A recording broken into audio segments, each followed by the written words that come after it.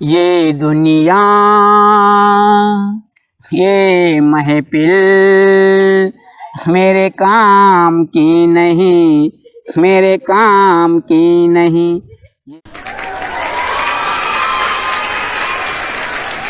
नमस्कार मित्रांनो, मी मनोज खोडे।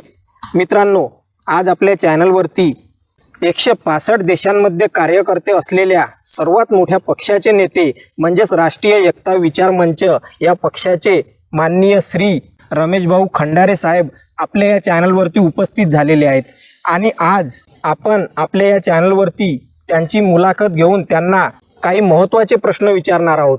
तर मी आज आपल्या चॅनलवरती आल्याबद्दल त्यांचे मनापूर्वक स्वागत करतो। नमस्कार, मनोज भाऊ खोडे यांचा नमस्कार। यांना मला आमंत्रित करा भाऊ खंडारे राष्ट्रीय विचार अध्यक्ष। तर साहेब आम्हाला थोडेसे तुमचे वेळ द्या। तरी मी यांचा आभार होऊन प्राधान्य घेऊन त्यांना मी थोडा वेळ त्यांना मी दिला मनोज भाऊ खोडेंना। आणि हे चांगली व्यक्तिमत्व आहे, यांचं व्यक्तिमत्व एकदम एक नंबरचं आहे। महाराष्ट्रातले भारतातील लोकांना नमस्कार, जय हिंद, जय भारत, जय मुलाखती सुरू। आता आमच्या संभाषणाला सुरू होत आहे। जे मनोज भाऊ जे प्रश्न आहे ते आमच्यासमोर ते मांडणार आहे आणि आम्ही सुरुवात करणार आहे। आणि सर, आपली जी उत्तर कोरियामध्ये जी सभा होणार होती ते सभा तुम्ही कॅन्सल करून 2025 मध्ये सभा घेण्याचे ठरवले आहे, तर त्याविषयी काय सांगाल? उत्तर कोरियाचा आज अशी परिस्थिती आहे, हो म्हणजे भारताच्या बाहेरचे देश आहे 185 देश छोटे मोठे। त्याच्यामध्ये किम जोंगचा जो कोरिया आहे हो तो एक नंबरचा तो म्हणजे फायटर आहे तो। हो त्याला देश घाबरते। हो तर मी राष्ट्रीय पक्षाहून त्याला मी ठरवतो, तर मी त्याला कोरियाला म्हणजे किम जोंगला मी भारतामध्ये आणलं असतं। हो त्याला भारतामध्ये आणलं, तिथचे जे मिसाईल आहे हो मी भारतामध्ये आणले असते। हो म्हणजे हे मिसाईल समजा भारतामध्ये आले हो तर कोणताच देश भारतावर हुकूमत करू शकत नाही। बरोबर आहे, म्हणून तो मी विषय मांडला होता। हो मग तुम्ही उत्तर कोरियाला आता सभा घेणार की नाही घेणार? मी कसं मी सध्या PM व्हायचो ना मी। हो नाही पण PM व्हायच्या पण आपल्याला सभा घ्यायला लागेल ना तिथं। विषय कसा आहे, सभा कसा आहे हे पण तुम्ही ह्याचं म्हणजे कसं आहे, कुठे समजून घ्या जावाचं जावाचं असलं तर दोघांचे एग्रीमेंट होत असते येण्या जाण्याचा। बरोबर आहे, मी समजून कोरियामध्ये दोन मी सभा घेईन का असं मला बंद उडून टाकून तो किम जोंगचा की मेरे देश में घुसा कैसा, त्याचा रेकॉर्ड आहे, त्याचा रेकॉर्ड आहे। किम जोंग संग कोणी खाजत नाही। बरोबर आहे, कोणताच देश खाजत नाही। बरोबर आहे। हे पाकिस्तान बांगलादेश आहे की नाही, तो पाय खालतो कुचून टाकते असा। बरोबर आहे सर। सर्वात महत्वाचा प्रश्न की तुमच्याजवळ जो डेमो आहे तर त्यामुळे जगातले सर्व नेते त्या डेमोच्या मागे लागलेले आहेत, म्हणजे तो डेमो चोरण्याच्या मागे लागलेले आहेत। तर त्याच्या सुरक्षेबद्दल तुम्ही काही नियोजन केले आहे का? नाही, सुरक्षेबद्दल नियोजन केलं। डेमो म्हणजे आपण ह्या डेमो जो आहे आपला जो डेमो आहे ह्या डेमोचा उद्देश एकच आहे का भारताची सुरक्षा कशी राहील। आणि सुरक्षा म्हणजे जसं आपला आता आपण बघा बऱ्याच ठिकाणी देश स्वतंत्र झाला ते आपला जम्मू काश्मीरचा सैनिक रोज 2-4 आपले कमांडो मारतात। ह्या सरकारनं कोणतं नियंत्रण केलं नाही। म्हणजे म्हणण्याचा अर्थ असा की मोदी साहेबांनी भारताच्या सुरक्षेसाठी नियोजन व्यवस्थित केलं नाही।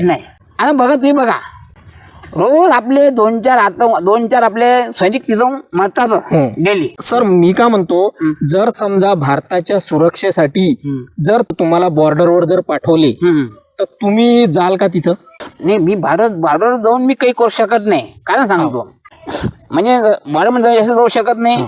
मी गेलो बॉर्डर गेलो समजा हे बंदूकची गोळी कोणाला लागू शकते। बरोबर आहे। मी सरकारमध्ये असलो तर मी त्याचे डिसिजन घेऊ शकतो। पण मोदी साहेब तर गेले होते म्हणते। नाही, मोदी साहेब गेले पण तिथे महिनाभर ते थांबले नाही बंदूक घेऊन बॉर्डरवर। गेले वापस आले, गेले आणि वापस आले, म्हणजे त्यांनी काहीच नाही केले। म्हणण्यात तात्पर्य माझा सैनिक नेत्यांना पण माहित आहे का आतंकवादी कोण आहे, आतंकवादी येते कुठून नेत्याला पण माहित आहे। पण नेता जाहीर करू शकत नाही। का जाहीर नाही करू शकत? का त्या दिवाळी धोका आहे म्हणून। बरोबर आहे। पण मी रमेश खंडारे। आणि एक महत्वाचा प्रश्न की तुम्ही तुमच्या सुरक्षेसाठी 1 करोड सैनिकांची मांग केली म्हणते, म्हणजे तुम्हाला 1 करोड सैनिक पाहिजे म्हणते सुरक्षेसाठी, हे खरं आहे? बरं मग ह्याचा उद्देश असा होता का आज भारतामध्ये माझं वर्चस्व वाढलेलं आहे। म्हणजे आपले जे कार्यकर्ते आहे, पक्ष आपला मोठा झाला हा, हा. आहे. 165 देशांमध्ये आपला पक्ष, हा तिथे कार्यकर्ते आपले झालेले हा आहेत. तर याच्यामध्ये कसं आहे, 100 म्हणजे 1 करोड मागणीचा उद्देश असा आहे हो. का बरेच ठिकाणी आता जेवढे भारतात पार्ट्या आहे, पक्ष आहे, हो त्यांना माझ्यापासून म्हणजे धोका आहे का मग ह्या एकदा खुर्ची बसला हो त्या उठणार नाही. मग ह्या उठला तर मग आमची पांधन कोण देऊन आम्हाला टिंडे घाला हातामध्ये बो. हो त्याच्यामुळे मला धोका आहे. आणि मी जी सुविधा देऊन झालो हो जनतेला, हे जनतेला कोणी सुविधा देऊ शकत नाही. हा. अमेरिकेची जी खुफिया कंपनी आहे ते तुमच्या डेमोला हॅक केलं म्हणते, आणि तुमच्या डेमो मध्ये तुम्ही असा प्लॅन टाकलेला आहे म्हणते आपल्या भारतातील जनतेसाठी, दर रविवारी 1 किलो मटन आणि दर बुधवारी 2 बंपर तुम्ही त्यांना द्या. म्हणजे मी पीएम झालो तो हा हा नाही, मी दिन कसा झाला म्हणजे 2 बंपर 2 किलो मटण दिलं हो तर दारू नाही पुरणार, 500 नाही पुरणार. बरोबर आहे. मटण तर पुरणार नाही, हो. पण दारू नाही पुरणार ना. हो हे जे अमेरिकेनं जो ह्या फंडार असला माझ्यासाठी, हा, म्हणजे तुमच्यासाठी हा फंडार असलेला हा, आहे, अमेरिकेने. म्हणजे तुमच्यावर आरोप केले आहे. आराम केला आपल्यावर. हो. आता सर्वात मोठा प्रश्न असा का तुम्ही जर पंतप्रधान बनले तर गोरगरीब जनतेसाठी तुम्ही एक कार्ड काढणार आहे म्हणते. जसं मोदी साहेबांनी आरोग्य कार्ड काढलं हा. तसं तुम्ही आरोग्य कार्ड सोबतच एक कार्ड काढणार आहे का जे आपल्या भारतातली गोरगरीब जनता आहे, तर त्या कार्ड मध्ये त्या गोरगरीब जनतेसाठी जे दाढी कटिंग आहे ते फ्री मध्ये राहणार आहे म्हणते. नाही आजकाल दाढी कटिंग आजकाल काही हॅलू नाही राहिली. हो कशीन तर करणं नको करू. बरोबर आहे. दाढी कटिंग कशीन तर करणं नको करू. बरोबर आहे. पण आपण त्याला फॅमिली क्रेडिट कार्ड देणार ना, किराणा दुकान, कपडे दुकान, मेडिकल. आणि मी असं ऐकलं होतं की ती एका न्यूज चॅनलवर अशी बातमी आली होती की रमेश खंडारे साहेब जर भावी पंतप्रधान आहे, आता ते जर पंतप्रधान म्हणून जनतेनं जर वर निवडून दिले तर ती एक योजना करणार आहे 2025 मध्ये.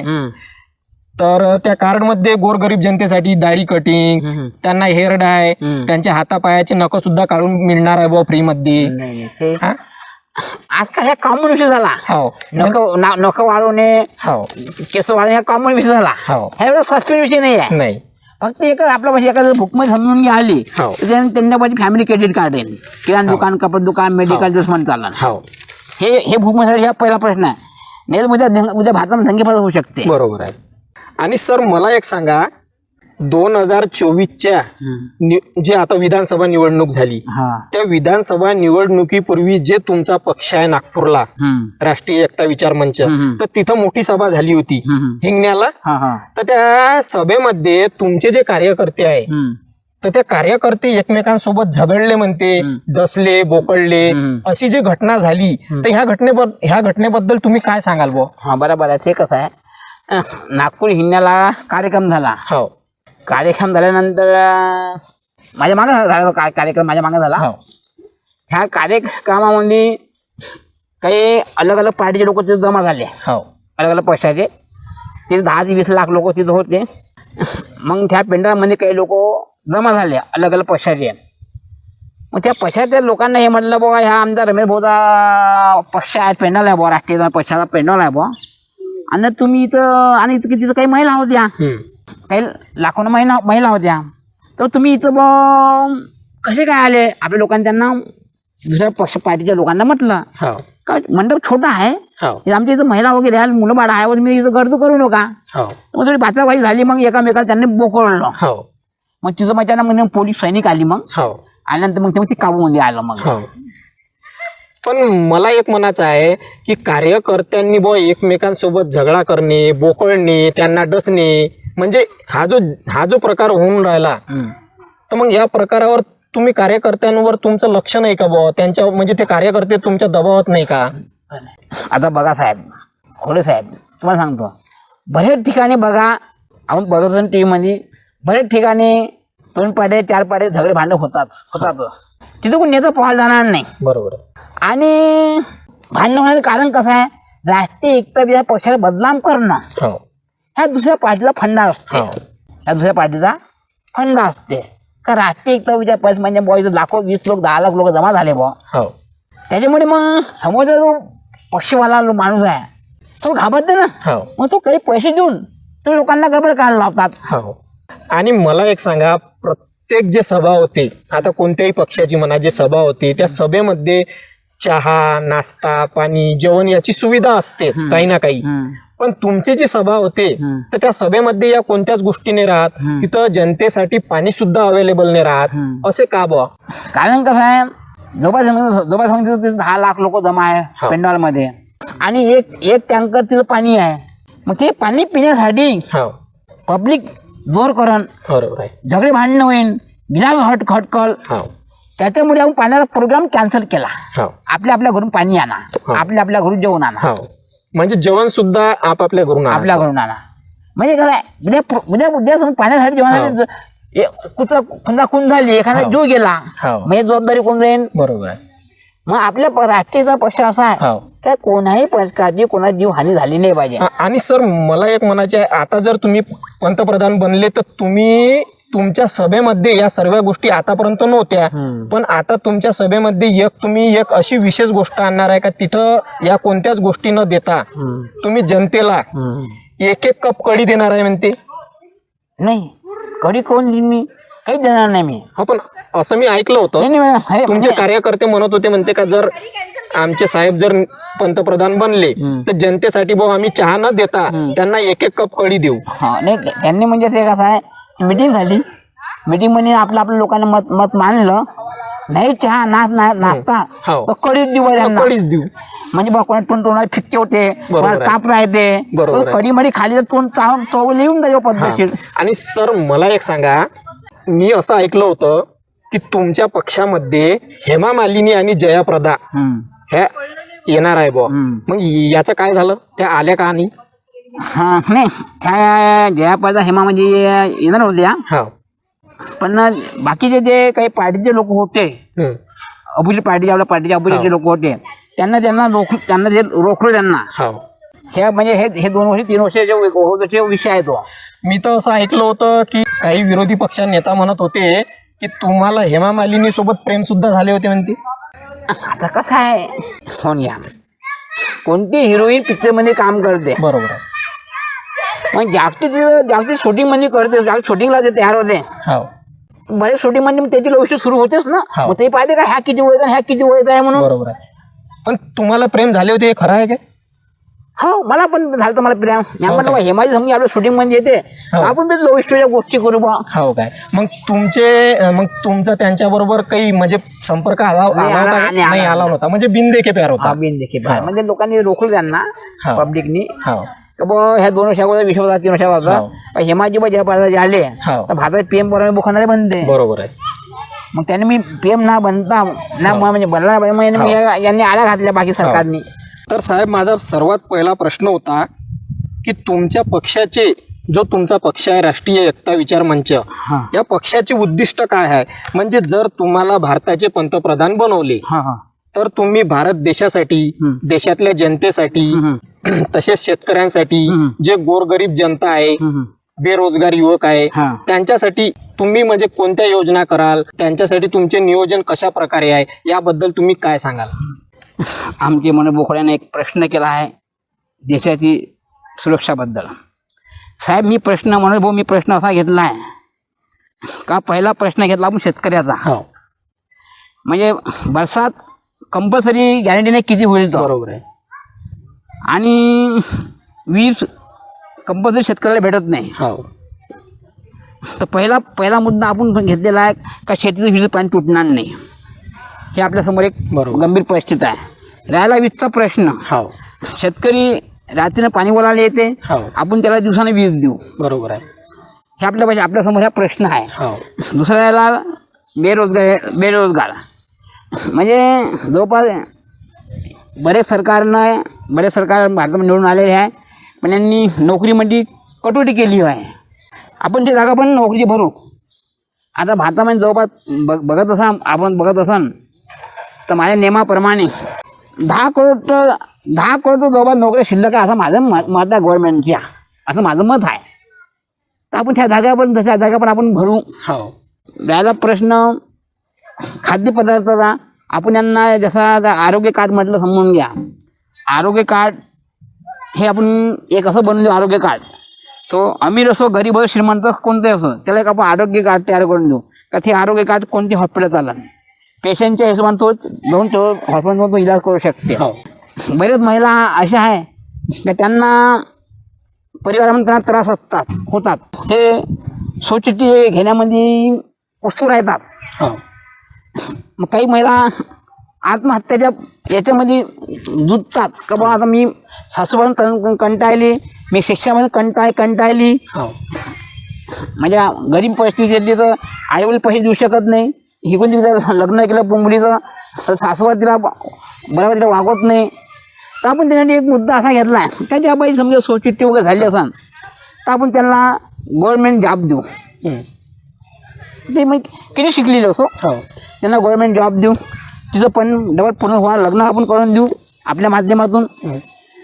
आणि अशा भरपूर अशा महिला आहे का ज्या महिला न सांगता कुठे निघून जातात. हो न सांगता निघून जातो, विवाहित असो अनिवाहित असो, पण त्यांचे आईवडील त्यांचा परिवार त्यांना घरी आणायची हे नाही करत का त्यांना घरी आणलं पाहिजे समजायला पाहिजे होऊ शकत नाही. आपण त्या मुलीला पण आपण परत आणून गव्हर्नमेंट जॉब देऊ, तिथे डबल पण लग्न करून देऊ. असे आपण मुद्दे घेतलेले आपल्या 2024च्या प्रधानमंत्र्यांनी आपण हे भाषण टाकले होते. हो आणि चौथा मुद्दा असा आहे का आपल्याला वीज बिलचं काही गॅरंटी नाही, वीज बिल किती येईल बुवा. तर माझा एक तुम्हाला प्रश्न असा होता की आता जे बीजेपी सरकारनं शेतकऱ्यांची वीज बिल माफ केली, तर मी असं ऐकलं होतं का तुम्ही जर पंतप्रधान बनले हां तर तुम्ही घरगुती वीज बिल माफ करणार बुवा. नाही, वीज बिल तुम्ही माफ नाही करणार. हां पण समजून घ्या आता कंपल्सरी समजा वीज समजून घ्या, घरगुती समजून घ्या 2000 बिल येत असेल हो तर आपण त्याला 1500 देऊ. हो म्हणजे काही प्रमाणात कम करू. हा मोफत वीज देऊ नये. बरोबर. मग म्हणजे फाजी खोटं बोलणं आहे. हो म्हणजे हे जुमला असते. बरोबर आहे. आपण जुमलेवाले लोक नाही आपण. नाही. कोणाकडे समजा लग्न आहे, हो हो शेती पिकत नाही, हो काम राहत नाही, हो तर त्यांना आपण मुलामुलीचं काही लग्नाची परिस्थिती राहते तर आम्ही त्यांना व्यवस्था करून देऊ. 2-5 लाखाची आम्ही त्यांना व्यवस्था करून देऊ हो का बा का तिथं जेवून सुखी गेलं पाहिजे. हो आपण असे मुद्दे घेतलेले आहे. बरं सर, मी तुम्हाला दुसरा प्रश्न असा विचारत आहे की तुम्ही जे ॲग्रीमेंट बनवून देणार आहे हां हां त्याच्याबद्दल थोडक्यात सांगा. एग्रीमेंट म्हणजे जसं राष्ट्रीय पैसा समजून घ्या, उमेदवार उभे झाले खासदार आमदार, हो तर जागतिक माझं कोणी भारतामध्ये कोणी माझं भाषण राहीन. हो माझ्या पाहिजे 500 स्टाम्प हो. किंवा स्टाम्प माझ्यासोबत स्टाम्प राहील. हो जेव्हा भाषण जेव्हा मी करेल हो तर बाबा राष्ट्रीय म्हणजे भारतामध्ये सरकार बनली, हो आम्ही भारतात PM झालो, हो तो मी तुम्हाला अशा सुविधा देईन.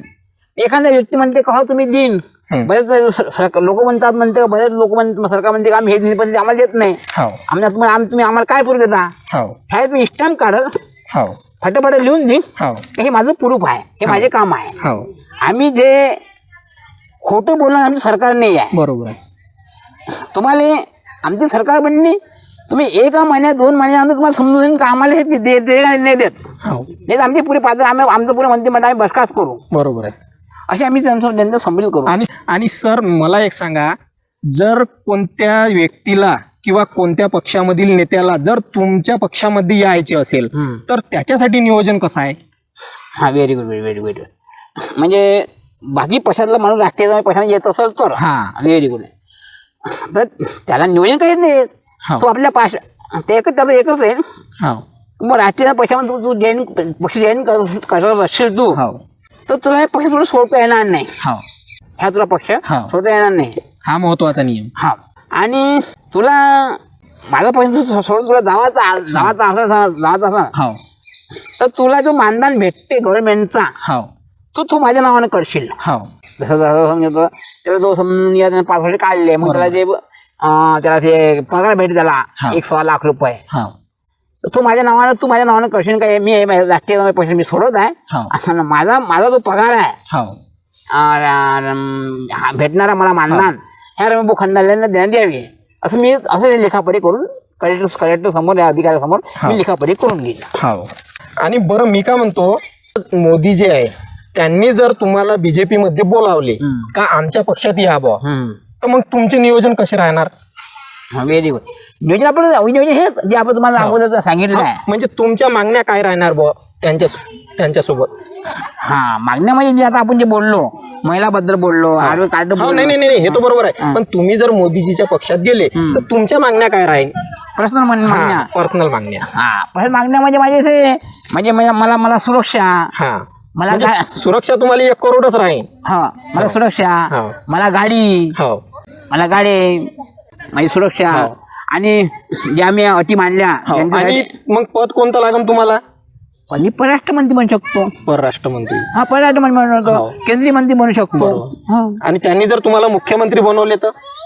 नाही, आता मुख्यमंत्री बनला आता कोणी बंद म्हणू शकत नाही. नाही पुढं आता जे 2029 मध्ये जे लोकसभा त्याचा तो नंतर विषय आहे ना. हो, हो. आता ते घ्या, ते घ्या. पण मी असं ऐकलं होतं का तुम्हाला बस सीएम बनायचंच नाही, डायरेक्ट पीएमच बनायचं आहे. हो, म्हणजे सीएम बनायचं नाही. नाही पीएम हो. डायरेक्ट. आणि पीएम. आणि मग मला सांगा, मी असं ऐकलं होतं एका न्यूज चॅनलवर का तुम्ही जर पीएम बनले तर तुम्ही जनतेसाठी म्हणजे फ्रीमध्ये काम करणार, पगार घेणार नाही. ही गोष्ट खरी आहे का? पगार कोण नाही घेणार मी? पगार कोण नाही घेणार मी? पगार लागणच. पगार घेणार आहोत मी. आणि पगार किती लागन? 2 नियमात बसतो तो. हो काय? हा. म्हणजे कमी नाही घ्यायचा? नाही, 1500 रुपये महिना. जो नियमात पगार भेटते तो पगार घेणार मी. बरोबर आहे. कारण का मला सांगा, मी जनतेचं भलं करून राहिलो. हो, मग मी माया काय नुकसान करू? मी माझ्या घरामध्ये काय मी स्त्रीमध्ये काय लावू? बरोबर आहे. म्हणजे पगार लागणच आपल्याला. मी तुमचं भलं सोसून राहिलो. हो. आणि राहिला सवाल तो बॉर्डरचा, जो आपला विषय तो बॉर्डर. पण मोदी साहेब म्हणते तुम्ही जर पगार घेतला तर मग आम्ही पक्षात नाही घेऊ म्हणते तुम्हाला. नाही हो, घेतलं चालेल आपल्याला. ठीक आहे. हा. राहिला आपला तो बरं, मी काय म्हणतो सर, आता जो 31 डिसेंबर येणार आहे आणि नवीन वर्ष सुद्धा येणार आहे, जानेवारी. तर याबद्दल तुम्ही जनतेला काय संदेश द्याल? हा, आता 1 जानेवारी लागणार आहे. 31 त्याच्या अगोदर 31 डिसेंबर. हा, 1 जानेवारी लागणार आहे. म्हणून घ्या, म्हणजे समजा जवळ 15 दिवस बाकी आहे. मी एकच सांगा जनतेला, तर भारतामध्ये भूकमारी आहेत. हो. आणि भूकमारी असल्यामुळे तुम्ही कोणतंही गलत पाऊल उचलू नका. गलत पाऊल उचलू नका. मी तुम्हाला सांगू इच्छितो भारतीय लोकांना, आपले जे बॉर्डरवर आपले जे सैनिक आहे, हो. तो तुम्हाला त्यांच्या मुलाविषयी, त्याच्या परिवाराविषयी तुम्हाला आनंद आहे का नाही आहे? हो. आहे ना? हो. मग तो आपण असा मुद्दा घेऊ, म्हणजे आपण असं म्हणजे साहित्य उभे करू का 10 कोसांबी आतंकवादी येत असन तर तो सैनिकाला दिसला पाहिजे. हो. म्हणजे आपल्याला कॅमेरे तसेच लावा लागन. कॅमेरे तिथे कॅमेरे लागले आहे. हो काय? कॅमेरे लागले, पण दूरवरून दिसासाठी काहीतरी आपल्याला. हा प्लॅन थोडा वेगळा प्लॅन आहे. कॅमेरे लागले आहे. हो. पण आतंकवादी दिसते काय? नाही. का दिसत नाही? हो. आपण जे कॅमेरे आहे हो. तरी आतंकवादी दिसते काय? नाही. पण आपण न कॅमेरे लावता आतंकवादी तेल दिसन. हो काय? 500 फुटावर, 1000 फुटावर, 200 फुटावर, 300 फुटावर. आपला भारतातला सैनिक जम्मू काश्मीर वाढवला कधीच मरणार नाही. हो. आणि सर मला एक सांगा, तुमच्या पक्षाचं कार्यालय कोण नाही बुवा? हा, व्हेरी गुड, व्हेरी गुड. कार्यालय म्हणजे आपला जो पक्ष आहे, ह्या गरीब पक्ष आहे. कार्यकर्ते भरपूर आहे, पण मनी प्रॉब्लेम आहे. मनी प्रॉब्लेम. मनी प्रॉब्लेम आहे. मनी प्रॉब्लेम असल्यामुळे आपण हातपाय हालू शकत नाही. बरोबर आहे. मग आता ह्या मनी प्रॉब्लेम सॉल्व्ह कसा करायचा? आपण सांगितलं जनतेना, मी जे योजना तुम्हाला पाहिजे असं तर मला तुम्ही हेल्प करा कोण्या माध्यमातून. आपण सगळ्या योजना जारी केला. हो. आणि आबादीबद्दल आपण नियंत्रण करू. आज भारताचे नियंत्रण म्हणजे फॅमिली कुटुंब नियोजन आपण नियंत्रण करणं हे जरुरी आहे. बरोबर. भारतावर हे आपण ह्या मोठा पाऊल उचलू. कोणती सरकार ह्याच्या पाऊल उचलू शकत नाही. कारण कसं आहे, ह्या पाऊल उचलायला बोलला मोठा कलिजा पाहिजे, पण बाकी लोक करू शकत नाही. बरोबर आहे. आणि सर मला एक सांगा, तुम्हाला जसं राजनीती सोबतच गायनाचा सुद्धा शौक आहे म्हणते, तुम्ही गायक सुद्धा आहेत म्हणते. नाही, गायक तर म्हणजे कसं आहे, मला शौक होता बोले पिक्चर वगैरे पाहायचा. हो. त्यावेळेस हो. म्हणजे शोले पिक्चर, हो. दोस्ताना, हो. मिस्टर नटवरलाल, हो. क्रांती, ते असे बरेच पिक्चर मला पाहायचा शौक होता. हो. मग कधी कधी म्हणजे काम करताना मला हुल्लेख येते हो. गाण्याचा, आपला टाइमपास. हो. मुली साहेब आला का कडू साहेब आपण बोलतो, पुढं गाणं मला कोण देत नाही. हो. म्हणजे मग तुम्ही आता आमच्या प्रेक्षकांसाठी थोडं एखादं गाणं म्हणून दाखवा. हा, काही विषय नाही आहे. हो. काही विषय आहे का? हो. ये दुनिया ये महफिल मेरे काम की नहीं, मेरे काम की नहीं, ये दुनिया ये महफिल मेरे काम की नहीं, मेरे काम की नहीं। क्या समझो इस संसार को, क्या सारे बंधन तोड़कर, है पर्वत रास्ता दे मुझे, क्या तेरा आंगन छोड़कर, ये दुनिया ये महफिल मेरे काम की नहीं, मेरे काम की नहीं। उसका पता मिले ना किसी यार की खबर मिले, जिनको खुदा मिले है खुदाई की अदा, एक झलक मेरे दिलदार की मिले, ये दुनिया ये महफिल मेरे काम की नहीं, मेरे काम की नहीं, ये दुनिया ये महफिल मेरे काम की नहीं, मेरे काम की नाही। जय हिंद, जय भारत, जय मोनाका त्रिशूल. आणि सर आता शेवटचा प्रश्न असा का जर समजा एखाद्या व्यक्तीला किंवा कोणत्याही व्यक्तीला जर तुमच्यासोबत आता तुमचे पक्ष कार्यालय नाही तर त्यामुळे जर तुम्हाला भेटायचे आहे, तुमच्यासोबत संपर्क साधायचा आहे, तर मग त्याच्यासाठी त्या व्यक्तीनं काय करायचं?